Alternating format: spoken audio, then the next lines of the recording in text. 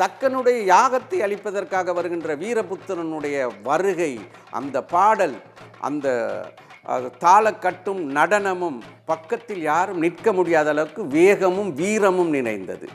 எனவே அத்தகைய சிறப்புமிக்க இந்த பாடல் ஆடல் வடிவங்களினூடாக, அந்த பாத்திரங்களின் வடிவங்களாகத்தான் இந்த காமன் கூத்து வெற்றி பெற்ற கூத்தாக இதுவரை தமிழர் பாரம்பரியத்தில் நிலைத்திருப்பதற்கான காரணம் இத்தகைய பாத்திரங்களினுடைய படைப்பும் அதனுடைய வருகையும் அதற்குரிய பாட்டும் தாளக்கட்டும் நடனம் என்று கூறினால் அது மிகையாகாது.